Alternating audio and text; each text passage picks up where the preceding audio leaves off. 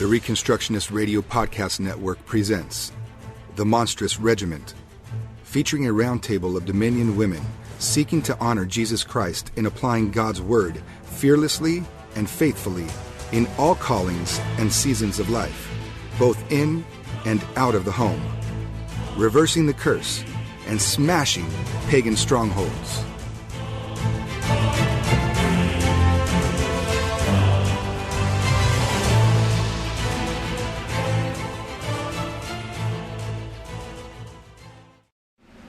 He said, she said, how can we get to the truth? And how do we respond when we just can't get to the truth?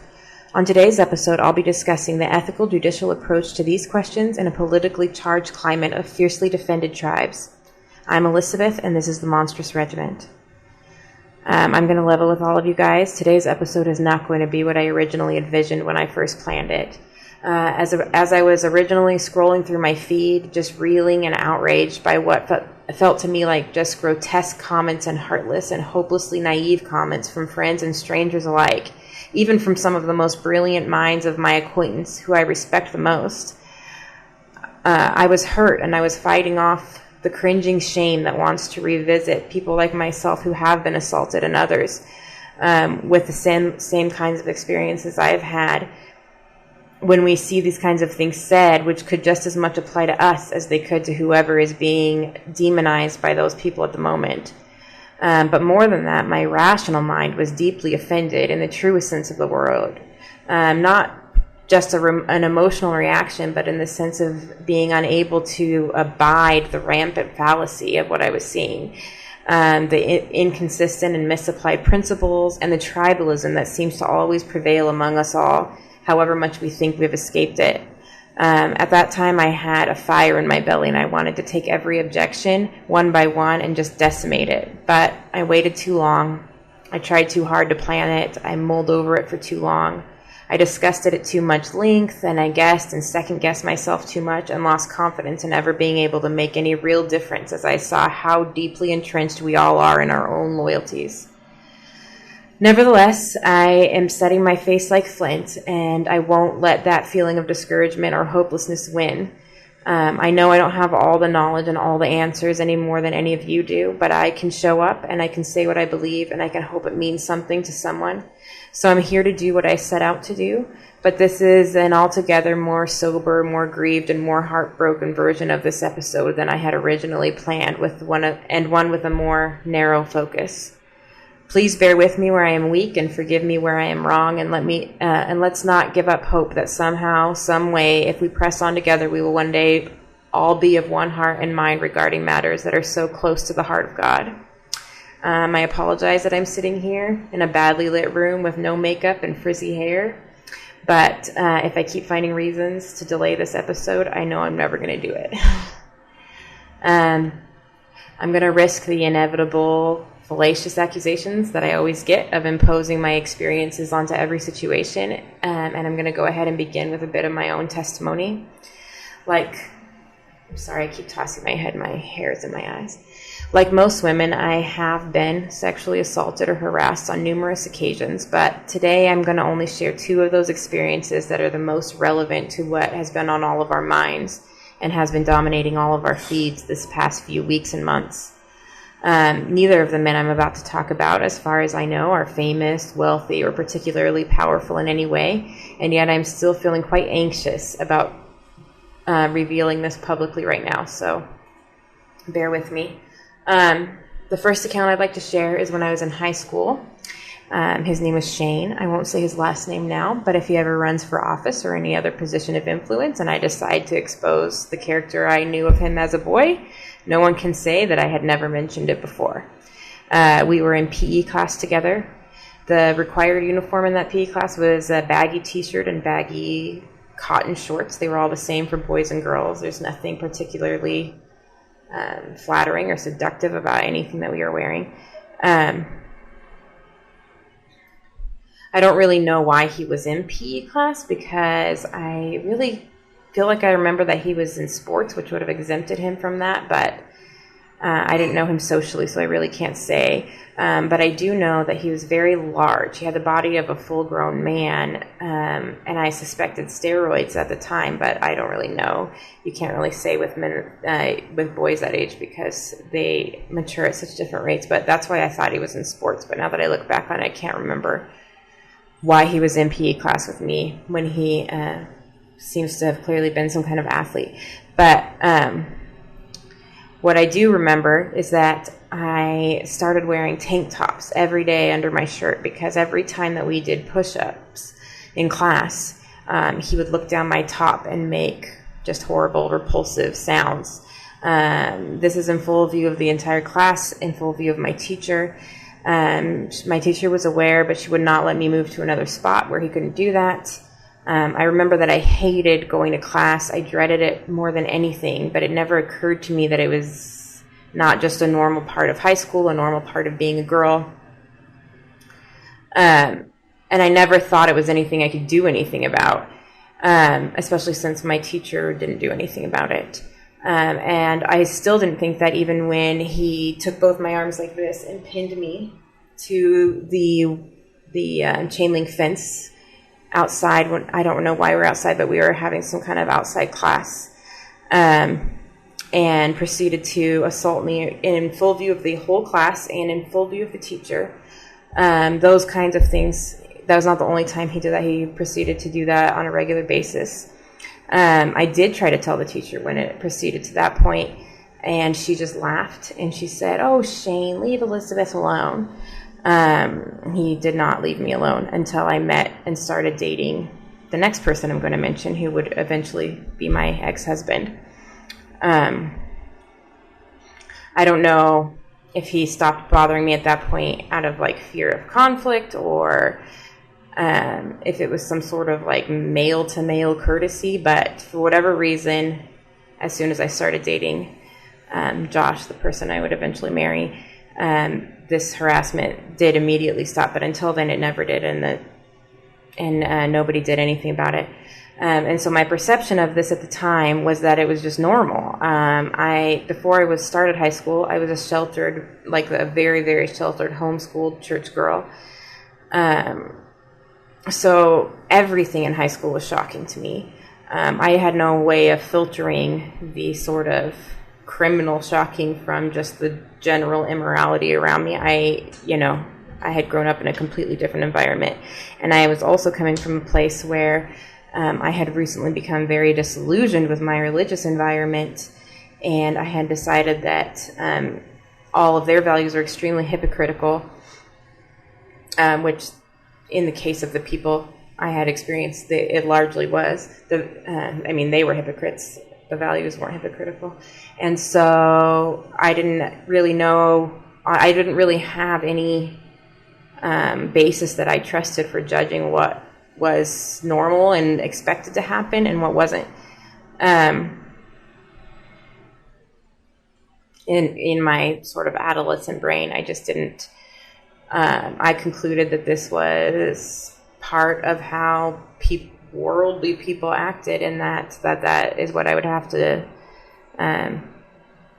live with. And I learned, like a lot of people do, to just sort of, not just with girls, all girls learn this, but also anybody who's been bullied in any way kind of learns that a lot of times you just laugh and you pretend that you like it, and you pretend that it's funny, and you pretend that you're cool and you get it.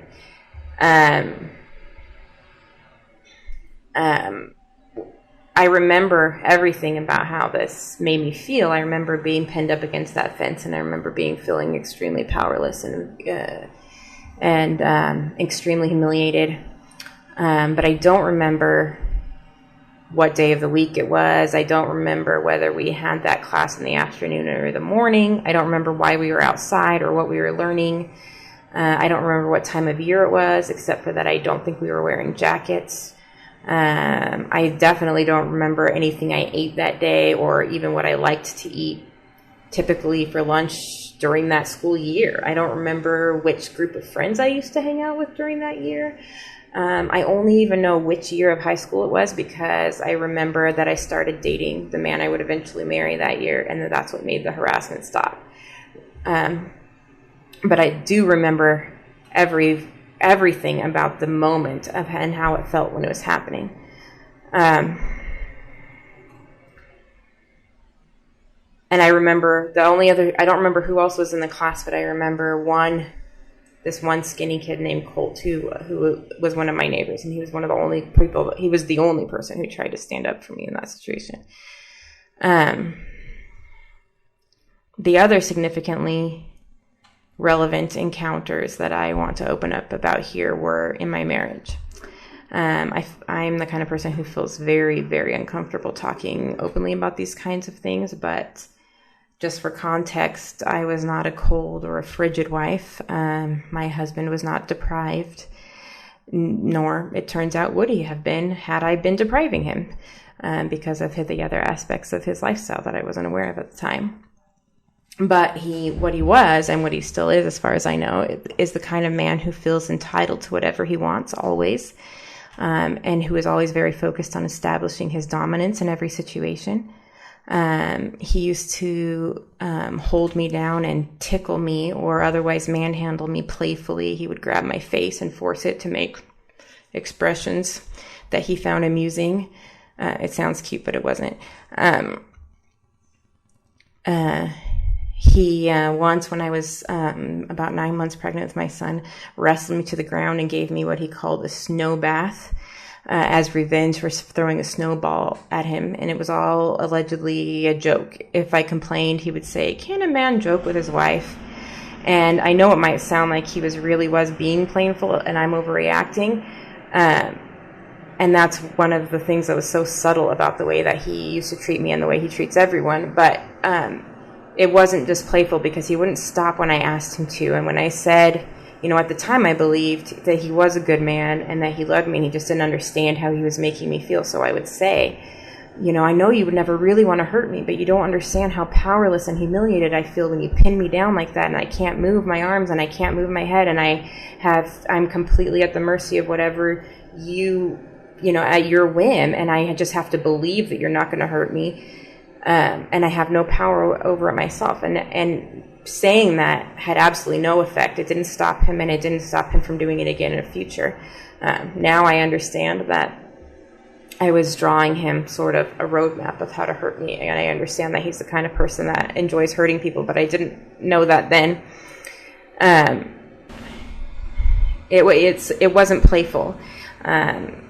It can sound playful, and he described it as playful, but when you're in the moment with someone like that, it's a display of power. It was always a punishment. It was always a way of getting back at me for saying something he didn't like, or for making him feel a way he didn't like, and it was meant to put me in my place and make me feel small and stupid and embarrassed, and it did do all of those things.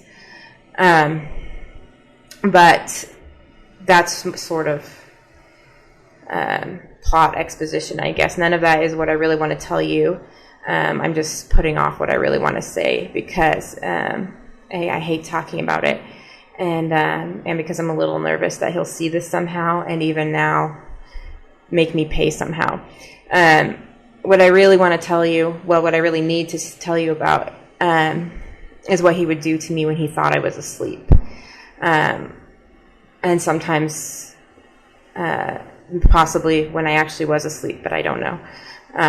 No matter how, because of his personality, no matter how gentle I was, no matter how much I tried to be careful with his ego, he is not someone who takes rejection well for any reason, even if it was illness or tiredness, or even if I just didn't want to leave the kids unsupervised when they were young. So sometimes if I really, really just wanted to go to sleep, I would pretend that I was asleep so as to spare his feelings and to avoid a guilt trip, as well as to spare myself from things I didn't want to do. And me being asleep turned out to be no impediment to him at all. He would still do whatever he wanted to me. And at that time, in the mindset that I was in that time, I felt very ashamed for pretending to be asleep, even though now I recognize that that's a legitimate defense mechanism from somebody who doesn't respect any kind of boundaries. At the time, I felt so ashamed of it, and I felt like it was dishonest. And so in my mind, I couldn't confront him about the things that he did because without, any kind of consent in any way, shape, or form, because then I would have to admit that I had only been pretending to be asleep, and I thought that that was just as bad as what he had done. And I had this cognitive dissonance because my whole foundational presuppositions about what my life was, what my marriage was, what the kind of person that I was sharing my home with, and I had built my whole family on these presuppositions, and I was so deeply invested in them. And that's something to keep in mind about what we're going to get to later. I could not.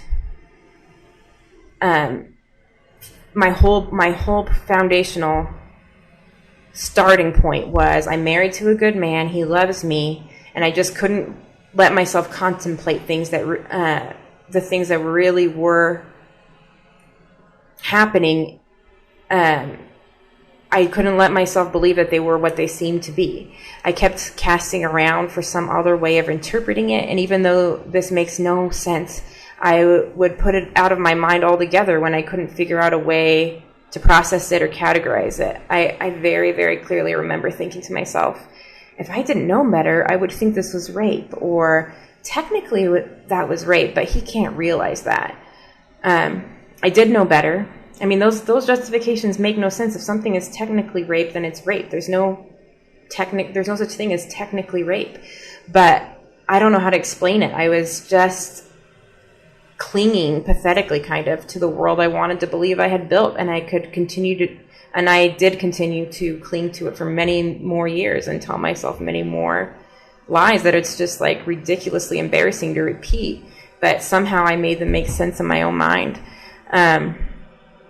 What I don't remember about this, I don't remember what kind of nights that occurred on. I don't remember if we'd been fighting or if we'd been getting along well. I don't really remember how often it happened. I don't remember if it happened in every house we ever lived in. I don't remember which sheets were on the bed. I don't remember what I was wearing to bed. I don't remember any of the events of the days surrounding it. All I remember is that sometimes I would fake a panic attack, and I would flail my arms around, and I would cry out to make it stop, because I didn't want it to continue, but I didn't want to admit that I was really awake. So the panic was real, but I pretended to be incoherent because I was afraid to admit that I was really asleep. All I remember is that the ways I would try to explain it to myself later and how confused and ashamed I felt. I don't remember any of the circumstances around it other than that. I cannot even begin to prove any of this. It all happened many years ago. None of it could be prosecuted in court now. And really, I don't think most of it could have been at the time. I don't think there was sufficient evidence then of a sufficiently serious crime that could have been prosecuted in any way that would actually have brought any kind of criminal penalties on anyone. I think it would be a miscarriage of justice to criminally penalize either of these men based on what I was just able to share with you guys. All of it is relevant to their character, and all of it I would say publicly as a character witness if one of them were to pursue some sort of position of influence. There's nothing I can do to prevent them to doing it to others because I can't criminally prosecute it. I'm positive at least one of them has done so to others. I know that my ex-husband hasn't changed in his character. I know nothing about the other person who would now be an adult man, obviously. He may be a very good man at this point. He may look back with shame and remorse on the way he used to treat girls over 20 years ago. And maybe he would never dream of doing the same thing again now. But I'd still tell if it became necessary, and I'd let him demonstrate that change of heart and lifestyle. I am not lying. I am not making a false report. I am not slandering. I am not bearing false witness. Even though I can't prove all of this, I'm not doing any of those things because this did happen and it is true. All of this really happened, and there's no reason to disbelieve me, even if there's no reason to convict any of them. I cannot prove, because I cannot prove any of it, no one should go to jail for it, and no one can be justly punished by it in human courts for it. There will be justice, but we can't execute it as human beings because there's no way to prove any of it. And neither should I be punished for saying it or talking about it. Neither would it be just to prosecute me for saying it without evidence when I am not knowingly making a false report. And that is really what I'm here to talk about today. That is why I shared all of that with you, to help us sort through the ways we can and cannot go about evaluating these kinds of claims. The context in which we must demand proof before we can act and the context in which we may follow our own feelings and our own intuition are not the same. I hate that these men I mentioned got away with what they did and are still free to do it to others. And I have zero desire to live in a society where they could lose their life, their liberty, or their property based solely on what I just said about it. Nor do I want to live in one where I have to keep the truth of what happened buried inside of me and am prohibited from telling my own stories about my own life just because I can't prove them. We simply can't. Not that we must not or may not. It's literally impossible for humans to all treat other human interactions like they were all criminal trials. We know this. We all know this. No one wouldn't warn their friend or neighbor about the guy who tends to lurk creepily around the playground for no apparent reason, even if you couldn't or wouldn't call the police on someone who's just spending time on public property. No one wouldn't warn their friend about the boyfriend with the wandering eye, even if they had never caught him in the very act. No one screams innocent until proven guilty if someone complains that their babysitter raided the liquor cabinet and invited her boyfriend over, even if it's not a crime and even if it might ruin her babysitting business. Of course not, because spotless reputations are not human rights, and no one is entitled to a particular job or entitled to not have people treat them with wariness. False allegations, Ninth Commandment violations are wicked, and I believe criminal ones are crimes, although I'm not sure. Certainly biblically they are crimes. And when it can be proven that a false allegation has been made, they ought to be punished by the same measure that the accused would have been. That's in Deuteronomy 19. But what it also says in Deuteronomy 19 is that it has to be searched out that the person was making a false allegation. It's not just simply if the allegation isn't proven, we assume it's false. You have to have evidence before you punish either party that they actually are guilty of something, not just that the other person isn't necessarily guilty of it. What we can never do is jump to the assumption of guilt on either side when the matter is a criminal one or when someone's human rights are at stake. We can never put someone in jail without due process. We can never, either for assault or for making an allegation of assault. And we cannot treat people as though they ought to have been put in jail when we have not followed any kind of due process to draw that conclusion for ourselves. What we can do and should do and can't help but to do is to draw our own personal conclusions about what we support or who we support politically, who we trust with our children, who we marry, who we date, who we allow around our children. We must use our own judgment based on whatever information there is available and how trustworthy we think the source of it is when we make our own personal decisions. And we don't need to demand full courtroom evidence from every person who's a personal witness to us of someone else's character. What we must stop doing is trying to silence anyone who offers character testimony in ways we don't like or that make us uncomfortable. What we are really saying when we say this is not that we hate false allegations. We are saying we hate allegations at all. We want vulnerable people, whether they are women or racial minorities or children or employees or whatever it is that's in the most vulnerable position, to not be allowed to say anything they can't prove because we don't want to know what their lives are like. We don't want to know what their experience. We don't want them to puncture our little fantasy worlds. We want them to shut up about not having any bread and go eat some cake. If it was false accusations we were concerned about, we would be pressing for investigations where innocent people could clear their names and the guilty ones, including those who are guilty of false reporting, could be punished. If we wanted harsher punishments against those who make false allegations to act as a deterrent to others, like the Bible calls for, then we would be fighting to establish harsher punishments for people who make false allegations. What we actually fight for shows what we actually value, and what I see many people fighting for is for no one to make any allegations at all, criminal or otherwise, carrying any accompanying punishment or otherwise, unless they can absolutely prove it beyond any doubt before any investigation takes place, which is the opposite of how time and space work. We want them to have already benefited from an investigation before they are allowed to say anything to prompt one, because really, we just don't want to know. We don't want it to be true, so we fearmonger about an epidemic of good men being ruined by false accusations, when statistically there is no evidence of this epidemic, in order to prevent people, and not only women, from talking about an epidemic that statistically is enormously common, which is sexual assault. We are not fighting for due process. We are trying to stifle due process to preserve a false narrative of the world we want to be living in, because the one we do live in is terrible to contemplate. Because of our political affiliations, because of tribal loyalties, because we have put our faith in chariots, because we have made enemies of flesh and blood instead of every lofty idea that sets itself up against the knowledge of God, because we want our team to win and the other team to lose, and we have forgotten what the weapons of our warfare are. We've forgotten who the enemy actually is, and we have mistaken his hostages of war that we are commissioned to rescue from him, and we have treated them as though they are him, and we have said for the greater good, and used it to justify shortcuts past simple, faithful obedience to God's law, which says that we should weigh a matter, every matter, that we should never use our unbalanced measures, which the Lord hates. When we start from our alliances or affiliations and proceed to make the truth conform to those instead of the other way around, instead of following the evidence and trusting God to sort out the truth, we lean on our own understanding instead of acknowledging him. And when we think this can't be true because to this man, this agenda, this party, this movement, I have pinned my hope for the greater good, you make for yourself little torches, which in Isaiah God says, our reward for trying to light our own way is that we lie down in torment. Yes, there are those who hate the truth of God and hate those who try to advance it. Yes, there are those who lay traps for the righteous.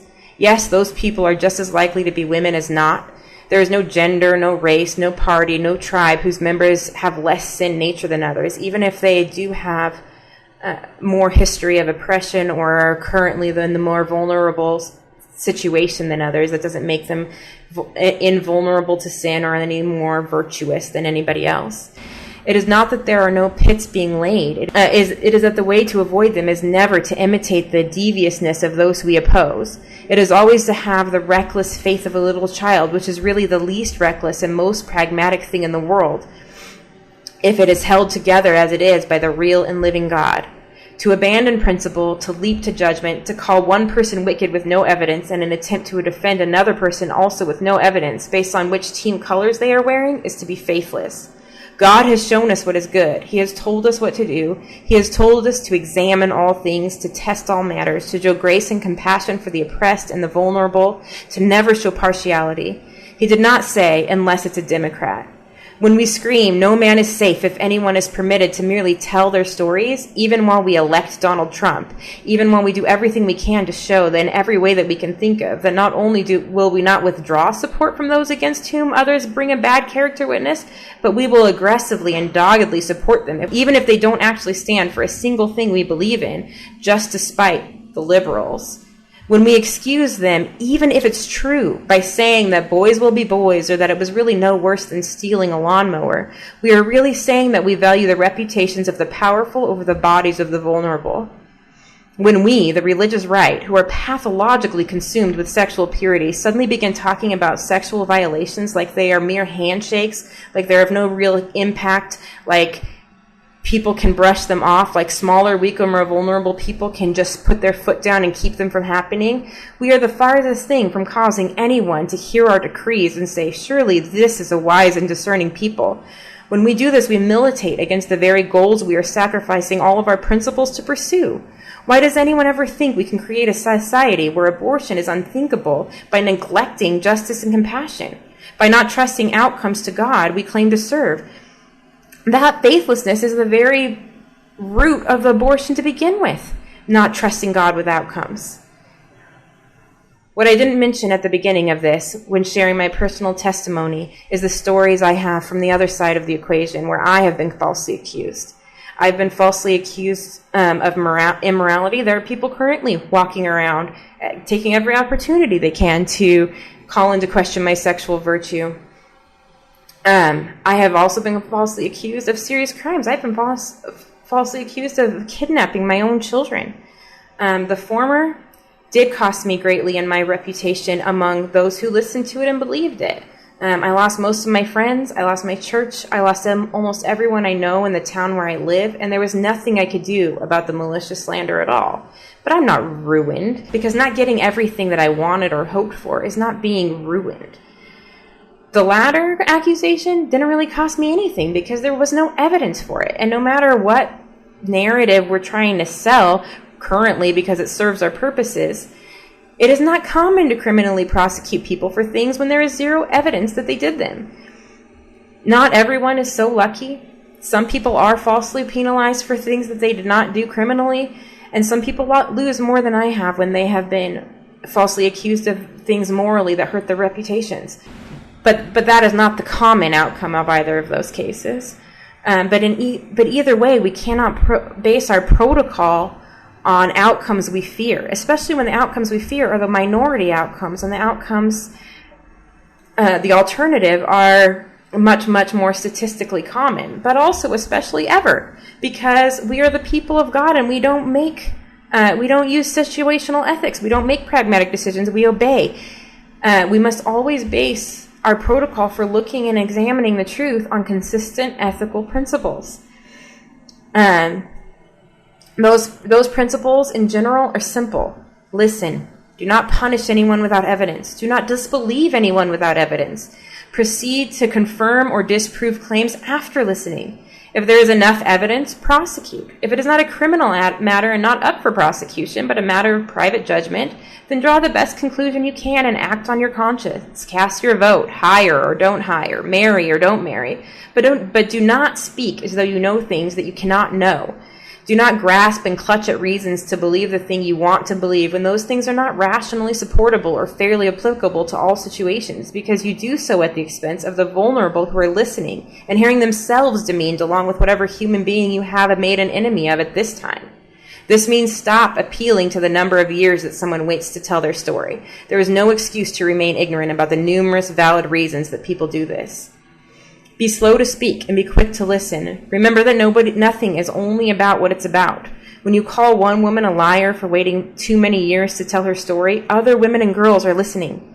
When you call one young man lucky to have been groomed and raped by his teacher, other young men are listening. Remember the lesson of the story of Joseph that so many are so eager to appeal to right now without noticing the very elements of power and vulnerability at play, which run directly contrary to the narrative they're selling. Remember that which was intended for evil, God uses for good in the lives of those who love him and are called according to his purpose. Seek justice for all parties. Remember that you don't have to start from a disbelief of anyone to pursue the truth.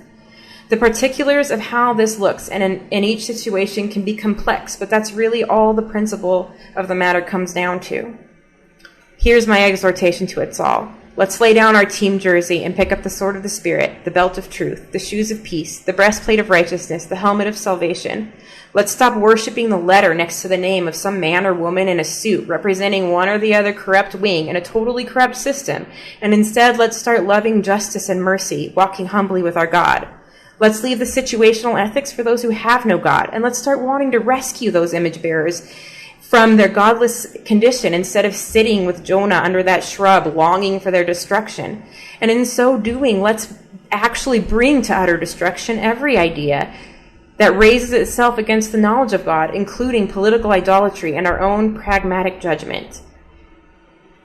Thanks for listening. I know this was a bit of a ramble. I opted for discussing the matter in a broader sort of principle instead of answering specific objections in order to keep this short and more accessible.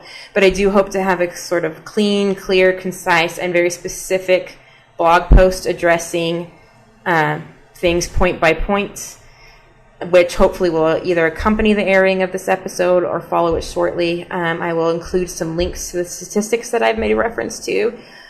Even though, as a homeschooling mom, I kind of want to make you find them yourself. I appreciate you tuning in. Thank you for listening to the Monstrous Regiment. We hope this podcast inspires and equips you to go and exercise dominion for Christ's kingdom, terrible as an army with banners.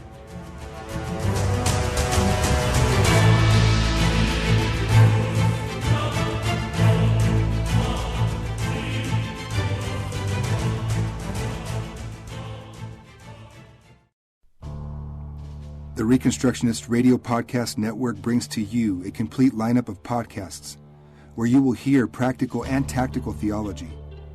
Our desire is not simply that you consume our shows, but that you also live out your faith in every area of life.